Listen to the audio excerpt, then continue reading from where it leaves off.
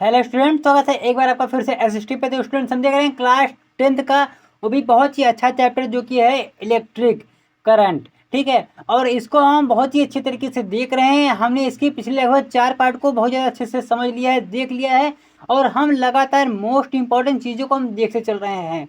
ऐसी कोई वीडियो ही नहीं रही कि जिसमें हमने कोई न कोई नया फार्मूला ना सीखा हो और वो इम्पोर्टेंट ना रही हो। तो आपको समझ में आ जाना चाहिए, सारी चीज़ बहुत ज़्यादा इंपॉर्टेंट है स्टूडेंट्स। तो आइए हम देख लेते हैं आज का जो हमारा टॉपिक है, ये इसका 5वां पार्ट है। आपको एक बार सारी चीज़ों को अच्छे से देख लेना चाहिए, पढ़ना चाहिए। अगर आप नए हैं तो आपको चैनल को सब्सक्राइब लाइक कर देना चाहिए।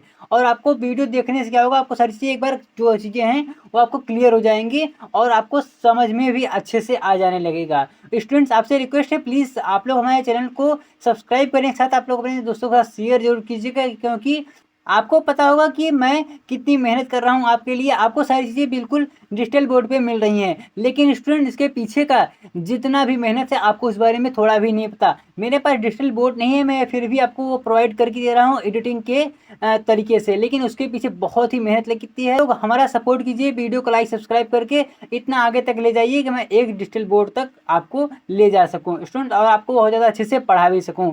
तो आइए इसको समझ लेते हैं। जो हमारा टॉपिक है वह विद्युत आवेश, जो आपके चैप्टर है इसमें हम पढ़ रहे हैं। और आज हम देखने वाले हैं प्रतिरोधों का संयोजन। क्या होता है प्रतिरोधों का संयोजन यह इसका पहला भाग है। हम इसमें भी श्रेणी क्रम संयोजन को देखने वाले हैं। इसका जो ये दूसरा वाला होगा उसको हम इसके पार्ट नंबर 6 में देखेंगे। यानी ये 2 प्रकार के होते हैं। ये जो आपका संयोजन होता है ये 2 प्रकार से होता है। तो क्या होता है श्रेणी क्रम संयोजन? की श्रेणी क्रम संयोजन में इस प्रकार से होता है, जो इसका आपका प्रतिरोध होता है उसको इस प्रकार से जोड़ा जाता है कि प्रत्येक प्रतिरोध का अगला सिरा, जो प्रत्येक प्रतिरोध, मान लीजिए आपका ये एक प्रतिरोध है ये वाला, ठीक है, इसका ये जो अगला सिरा है ना, यह इस वाले प्रतिरोध के इधर अंतिम वाले इससे ये जुड़ेगा। ठीक है, यह इसका ये पहला प्रतिरोध है, यह इसका दूसरा प्रतिरोध है। तो इसका ये जो पहला सिरा है ये इसके अंतिम से यह ऐसे जुड़ेगा। ठीक है, और इसी प्रकार से दूसरा वाला तीसरे से, तीसरा वाला चौथे से, पांचवें से, ऐसे से ये लंबा होता चला जाएगा। ठीक है, तो अगला सिरा, प्रत्येक प्रतिरोध का अगला सिरा अगले प्रतिरोध के पहले सिरे से जुड़ेगा। इसी प्रकार से यह धारा समानुपाती है।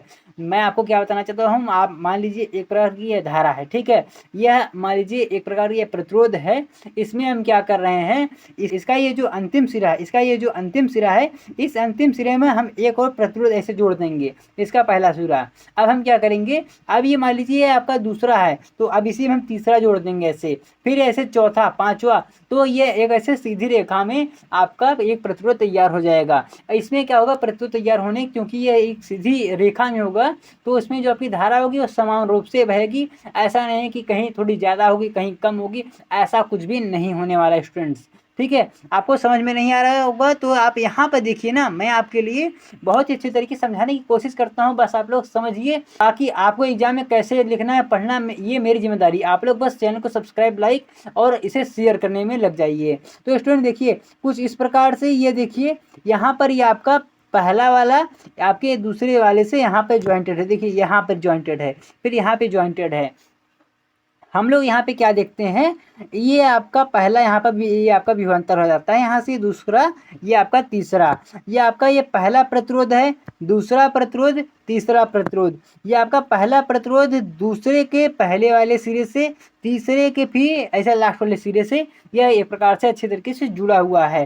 ठीक है, यहाँ पर ये आपके बैटरी का निशान है। ये मैंने आपको शायद तीसरे या चौथे वाले पार्ट में मैंने आपको बताया था कि इसके जो सिंबल्स है ये क्या है, आपको कैसे याद रखने हैं, मैंने इसको आपको समझा दिया था बहुत ही पहले ही, आपको उसे देख लेना चाहिए। तो हम यहाँ क्या देखते हैं, यहाँ पर हमको 3 विभव देखने को मिलते हैं, 3 विभव। देखिए विभव नंबर 1, 2, 3, और हमको 3 यहाँ पर प्रतिरोध भी ऐसे आपस में एक से सीधी रेखा में देखने को मिलते हैं। तो अब हम इससे क्या निकाल देने वाले हैं, ये देखिए, अब हम इससे एक फार्मूला का एक खोज कर देने वाले हैं जो कि इंपॉर्टेंट होगा।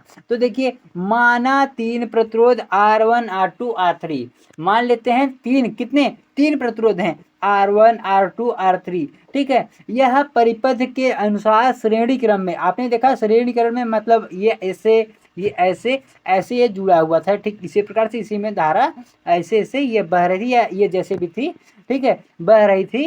तो जिनके सिरों के बीच विभवांतर आपने देखा, उसमें विभवांतर ऊपर की साइड सॉरी आपकी ऐसे नीचे की साइड थी, ये आपका पहले का यहाँ दूसरे का यहाँ तीसरे का यहाँ पर R1 R2 R3 करके ऊपर की साइड था, ठीक है।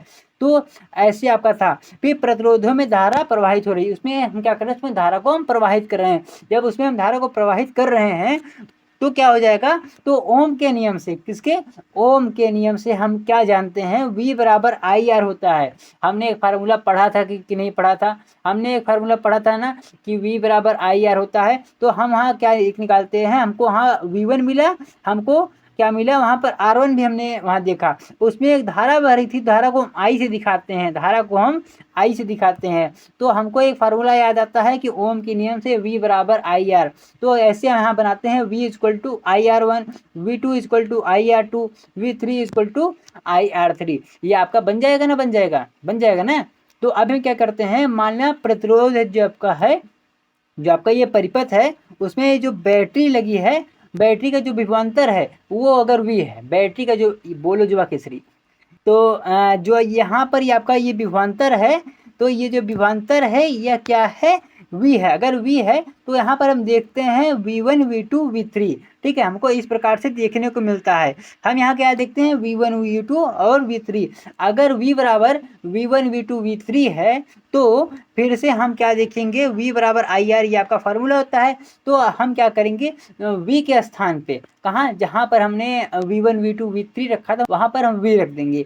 कुछ इस प्रकार से देखिए, जहाँ पर आया तो हमने क्या लिखा, IR equal to V1 V2 V3, ठीक है, कहाँ पर, V वाले स्थान पे, V के मान पे।